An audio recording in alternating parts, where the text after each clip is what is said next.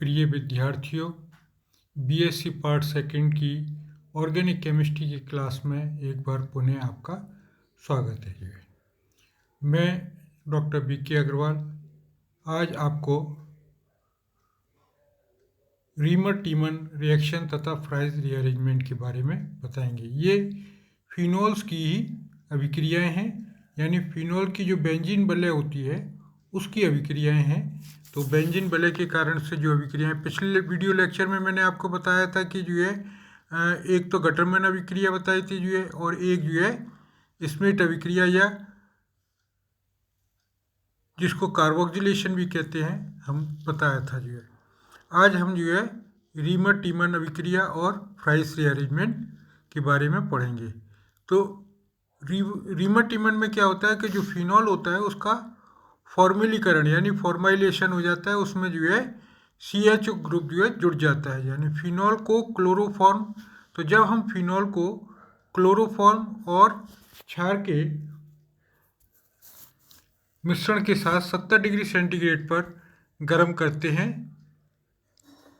तो हमें ortho hydroxy benzaldehyde, क्या ऑर्थो हाइड्रोक्सी बेंजल्डिहाइड, जिसको हम क्या कहते हैं सैलिसिल्डिहाइड भी कहते हैं, मुख्य उत्पाद के रूप में प्राप्त होता है, तथा पैरा हाइड्रोक्सी बेंजल्डिहाइड वो एज ए माइनर प्रोडक्ट यानी बहुत थोड़ी सी मात्रा में हमें प्राप्त होता है। ये जो है मैंने आपको दिखाया है कि जो है किस तरीके से जो है रिएक्शन होती है। जो है ये हमारा फिनॉल है, इसकी अभिक्रिया किससे करा रहे हैं, CaCl3 क्लोरोफॉर्म से, किसके QH की उपस्थिति में 70 डिग्री सेंटीग्रेड पर कराते हैं। तो हमें पैरा हाइड्रोक्सी ऑर्थो हाइड्रोक्सी, ये हमारा जो बेंजल्डिहाइड, ये CH समूह है, फिनाइल ग्रुप पे जुड़ा हुआ है, तो ये एज ए सफिक्स के तरह यूज होगा क्योंकि ये प्रायोरिटी ग्रुप में हायर पोजीशन पर आता है। तो इसलिए इस OH को हम जो है एज ए हाइड्रोक्सी, यानी ये किसका हो गया, ये इसकी ऑर्थो पोजीशन हो गई, ये मेटा हो गई और ये पैरा हो गई है। तो ये तो हो गई ऑर्थो, ये मेटा और ये पैरा पोजीशन हो गई। तो इसको हम कहेंगे ऑर्थो हाइड्रोक्सी बेंजल्डिहाइड, और इसको हम कहेंगे पैरा हाइड्रोक्सी बेंजल्डिहाइड। तो इस तरीके से हम देखते हैं कि जो पैरा है वो तो कम मात्रा में बनता है, ऑर्थो जो है वो ज़्यादा मात्रा में बनता है। इस अभिक्रिया को हम राइमर-टीमन या रीमर-टीमन अभिक्रिया भी कहते हैं। अब इस अभिक्रिया की हम जो है मैकेनिज्म के बारे में पढ़ेंगे। क्या होता है कि जो सबसे पहले जो क्लोरोफॉर्म होता है, क्लोरोफॉर्म का जब हम क्षार के साथ अभिक्रिया करते हैं तो उसमें से जो है जो क्षार का OH है वो क्लोरोफॉर्म के H के साथ रिएक्शन, हाइड्रोजन के साथ रिएक्शन करके H2O के रूप में निकल जाता है और हमें Cl3 माइनस जो है प्राप्त होता है। क्या प्राप्त होता है, Cl3 माइनस, यानी ट्राइक्लोरो मिथाइलिन कंपाउंड जो प्राप्त होता है। अब इसमें से एक Cl और निकल जाता है तो हमें प्राप्त होता है डाइक्लोरो मिथाइलिन, जिसको कि हम क्या कहते हैं, कार्बीन कहते हैं। ये बहुत ही क्रियाशील स्पीशीज होती है ये, लेकिन यहाँ ध्यान रखना चाहिए, यहाँ पे 2 इलेक्ट्रॉन्स हैं, ये 2 इलेक्ट्रॉन यानी इलेक्ट्रॉन डेफिशिएंट है। ये कंपाउंड्स क्या है हमारा, ये है ये इलेक्ट्रॉन डेफिशिएंट है, ये कंपाउंड इलेक्ट्रॉन डेफिशिएंट है। इसलिए ये जो है ये जो डाइक्लोरोमिथाइलिन है वो एज ए इलेक्ट्रोफाइल की तरह कार्य करती है ये। तो जब हम इसकी अभिक्रिया सोडियम फिनॉक्साइड यानी इसके साथ कराते हैं, इसको हम कैसे प्राप्त करते हैं, फिनॉल की अभिक्रिया NaOH के साथ कर देते हैं तो हमें सोडियम फिनॉक्साइड प्राप्त होता है। सोडियम फिनॉक्साइड में जो फिनॉक्साइड आयन होता है वो ज़्यादा स्टेबल होता है as compared to sodium phenoxide. तो क्या होता है कि ये जो है सोडियम बाहर निकल जाता है और जो है ये फिनॉक्साइड आयन बचता है, ये अपने लोन पेयर, ऑक्सीजन अपने लोन पेयर जो है इस कार्बन को दे देती है। क्योंकि इस पर जो है एक वैलेंसी बढ़ जाएगी कार्बन पर, तो ये जो अपने डबल बॉन्ड्स को जो है क्या करता है, किसको, जो कि डाइक्लोरोमिथाइलिन है, जो कि ये जो इलेक्ट्रोफाइल की तरह काम करती है, इसके ऊपर जो है अटैक करता है और यहाँ पर जो है हमें ये कंपाउंड जो है प्राप्त होता है, यानी कार्बन ऑक्सीजन के बीच में डबल बॉन्ड्स आ जाएगा जो है, और यहाँ पर जो है ये जो है Cl2 के रूप में ये जो है इस कार्बन के जो है सेकंड नंबर कार्बन पर जुड़ जाएगा, ये H रहेगा जो है। अब चूंकि क्या होता है कि जो इस पर एक इलेक्ट्रॉन्स की और कमी है, यानी ये जो है कैसा हो गया, Cl2 माइनस है, तो ये हाइड्रोजन जो है वो इसके ऊपर जुड़ जाता है और ये अपने जो बॉन्डिंग पेयर है वो इस कार्बन कार्बन बॉन्ड को दे देता है।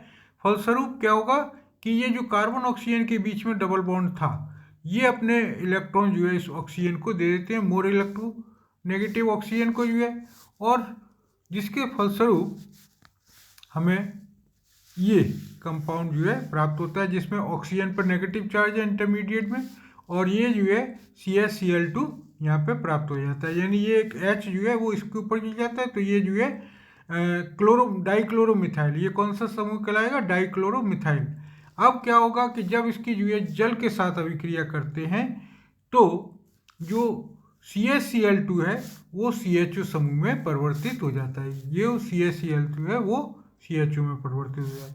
इसका फर्दर जल अपघटन कराते हैं तो क्या होगा कि ये जो ऑक्सीजन है यानी -OH बाहर निकल जाएगा, इसका एक H जो है इसके ऊपर जुड़ जाता है। तो इस तरीके से जो है हमें ऑर्थो हाइड्रोक्सी बेंजल्डिहाइड या सैलिसिल्डिहाइड जो है मुख्य उत्पाद के रूप में प्राप्त होता है।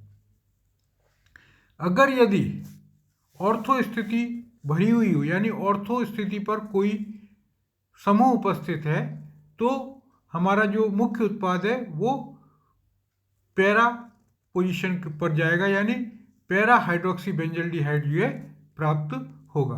तो यहाँ पर हम एक पर्टिकुलर कंपाउंड्स ले रहे हैं जिसमें क्या है कि जो है OH है जो है, और ये OCH थे, यानी मिथॉक्सी समूह है जो है, ये तो क्या है मिथॉक्सी समूह है जो है, इसके ऑर्थो पोजीशन पे जुड़ा हुआ है। इसको हम यदि या तो ऑर्थो मिथॉक्सी फिनॉल कहेंगे जो है, या फिर इसका कॉमन नाम है ग्वाइकॉल। क्या नाम है, ग्वाइकॉल।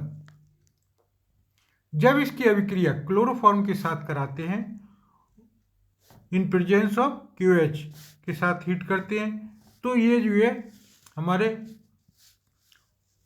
पैरा पोजीशन पर जो है, पैरा पोजीशन पे जो फॉर्माइल ग्रुप है CHO वो किस पे जाएगा, पैरा पोजीशन पर जो है चला जाता है जो है। तो इस तरीके से हमें क्या कंपाउंड्स मिलता है जो है 4 हाइड्रोक्सी 3 मिथॉक्सी, यानी 1 2 3 4 हाइड्रोक्सी 3 मिथॉक्सी। OH में H पहले आता है तो H को पहले लिखेंगे जो है हाइड्रोक्सी को, और मिथॉक्सी में जो किससे शुरू होता है M से, तो मिथॉक्सी जो है बाद में लिखेंगे, तो क्या लिखेंगे 4 हाइड्रोक्सी 3 मिथॉक्सी बेंजल्डिहाइड। इसको कॉमनली जो है हम क्या कहते हैं जो है वेनिलीन कहते हैं। क्या कहते हैं, वेनिलीन।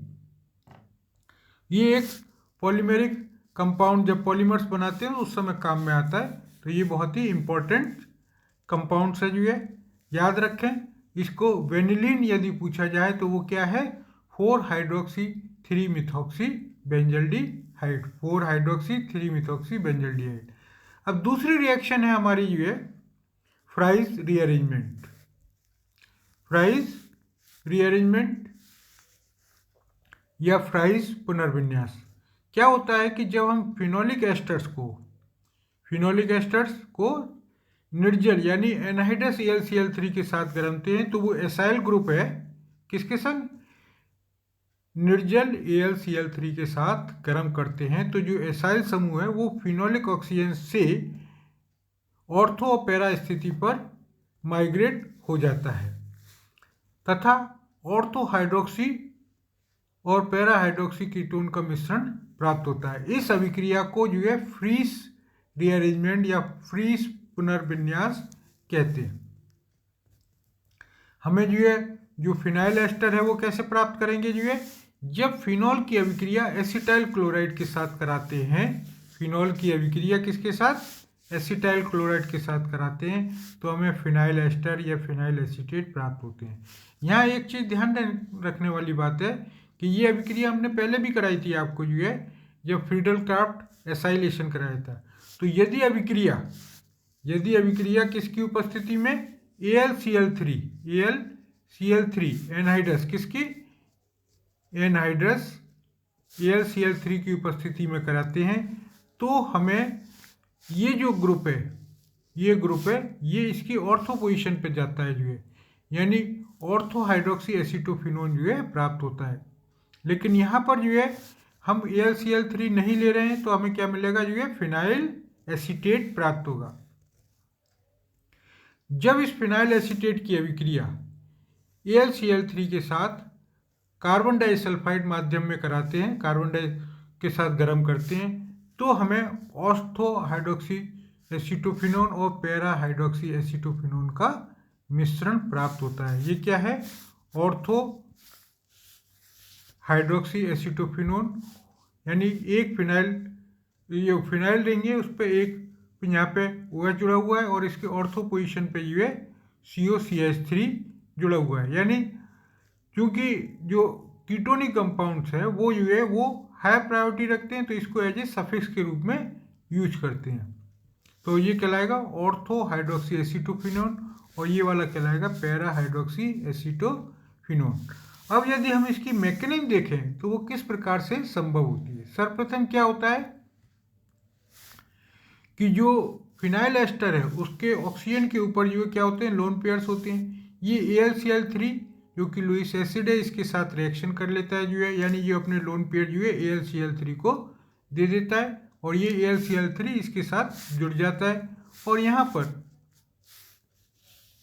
AlCl3 एल्युमिनियम ट्राइक्लोराइड पे, इस पर एल्युमिनियम के ऊपर नेगेटिव चार्ज आ जाता है और ये RCOO AlCl3 ये, और इधर ये फिनाइल ग्रुप जो है जुड़ा हुआ होता है। तो ये कंपाउंड्स इंटरमीडिएट में अंत होता है, ये एक अस्थायी है जो है। अब क्या होता है कि ये जो लोन पेयर है इस ऑक्सीजन के ऊपर, ये जो है इसको कार्बन ऑक्सीजन बॉन्ड को दे देता है जो है। तो हमें ये कंपाउंड्स जो है प्राप्त होता है, ये वाला RC∼O। लेकिन ये क्या होता है, अस्थायी होता है जो है, क्योंकि ऑक्सीजन जो कि मोर इलेक्ट्रोनेगेटिव है उसके ऊपर क्या है, पॉजिटिव चार्ज है, जिसके कारण से ये जो है अस्थायी होता है। ये जो है अपने स्थायी कंपाउंड RCO में परिवर्तित हो जाता है, यानी कार्बोकैटाइंस में, जिसपे कि कार्बन के ऊपर जो है धनायन होता है। ये एक स्टेबल कंपाउंड्स में यानी स्टेबल में परिवर्तित हो जाता है, यानी इस तरीके से इसमें रेजोनेंस होता रहता है जो है। अब ये जो RCO है ये जो है इसके साथ, यानी जो कंपाउंड हमें यहाँ प्राप्त हुआ, इसके जो है ये जो लोन पेयर है वो इसको दे देता है और ये जो है अपने इधर माइग्रेट कर देता है। तो जो RCO है वो कहाँ पर अटैक करता है, इसके इस कार्बन के ऊपर अटैक करता है जो है, क्योंकि यहाँ पे इलेक्ट्रॉन का घनत्व है और यहाँ पे RCO में क्या है कि इलेक्ट्रॉन डेफिशिएंट है, ये इलेक्ट्रोफाइल की तरह काम करता है। तो यहाँ पर इस तरीके से ये कंपाउंड्स हमको ये वाला ये एक एज अनदर इंटरमीडिएट के रूप में प्राप्त होता है जो है। तो ये यहाँ पे ये प्राप्त हुआ। अब क्या होगा कि ये जो अपने बॉन्डिंग पेयर जो अपने इसको हाइड्रोजन निकल जाता है, बॉन्डिंग पेयर अपने यहीं छोड़ जाता है जो है, और ये जो है इस कार्बन कार्बन के ऊपर चले जाते हैं और ये इधर माइग्रेट करता है। इससे एक Cl यानी AlCl3 से एक Cl लेकर -HCl के रूप में बाहर निकल जाता है। जब ये अपने जो बॉन्डिंग पेयर है वो इस कार्बन कार्बन को देता है, तो इस कार्बन के ऊपर क्या होगा, इसकी जो है इसकी वैलेंसी बढ़ जाएगी, यानी मोर इलेक्ट्रोनेगेटिव हो जाएगा। तो ये क्या करेगा, अपने कार्बन ऑक्सीजन के बीच में जो बॉन्ड है वो उसको ऑक्सीजन जो कि इलेक्ट्रॉन डेफिशिएंट है उसके ऊपर अपने बॉन्ड इलेक्ट्रॉन को ट्रांसफर कर देते हैं। तो इस तरीके से जो है OAlCl3COR जो है हमें प्राप्त होता है। अब इसका हम क्या करते हैं, जल अपघटन करते हैं। जल अपघटन करने पर जो है ऑर्थो हाइड्रोक्सी कीटोन जो है प्राप्त होता है जो है। यदि R की जगह हम देखें कि ये जो है क्या हो, CH3 है, तो ये जो है हमें कंपाउंड्स प्राप्त होगा, यानी ऑर्थो हाइड्रोक्सी एसीटोफिनोन। इसी तरीके से ये जो कंपाउंड्स है इसमें ऑर्थो और पैरा पोजीशन पर समान संभावना रहती है कि ये पैरा पोजीशन पे ये यहाँ पे आएगा और ये जो है इधर माइग्रेट कर जाएगा जो है इसकी ओर। तो ऑर्थो और पैरा पोजीशन पे दोनों पर जो है इसका RCO का अटैक हो सकता है। तो जब पैरा पोजीशन पर होगा अटैक तो क्या बनेगा जो है हमारा पैरा पोजीशन पे होगा, तो ये जो CO है वो यहाँ पे आ जाएगा, जिससे क्या होगा कि फाइनली जो हमें कौन सा उत्पाद प्राप्त होगा, ये वाला, ये उत्पाद जो है पैरा हाइड्रोक्सी एसीटोफिनोन प्राप्त होगा। ये ऑर्थो हाइड्रोक्सी एसीटोफिनोन है और ये पैरा हाइड्रोक्सी एसीटोफिनोन है। तो इस प्रकार से जो है दोनों प्रोडक्ट यानी ऑर्थो हाइड्रोक्सी और पैरा हाइड्रोक्सी एसीटोफिनोन जो है प्राप्त होते हैं। इस अभिक्रिया को हम क्या कहते हैं जो है फ्राइज रीअरेंजमेंट, फ्राइज रीअरेंजमेंट कहते हैं, जिसमें जो फिनोलिक एस्टर है जिसको हम एनहाइड्रस Cl3 के साथ गर्म करते हैं तो रीअरेंजमेंट जो है एटम्स का हो जाता है और हमको जो है ortho hydroxy and para hydroxy phenols प्राप्त होते हैं। और इससे पहले हमने आपको बताया था जो है रीमर टीमन अभिक्रिया यानी फिनोल का फॉर्मेलीकरण किस प्रकार से होता है। तो आज का जो वीडियो है वो यदि आपको अच्छा लगा हो तो उसको जो है लाइक करें, शेयर करें और चैनल को जो है सब्सक्राइब भी करें। धन्यवाद।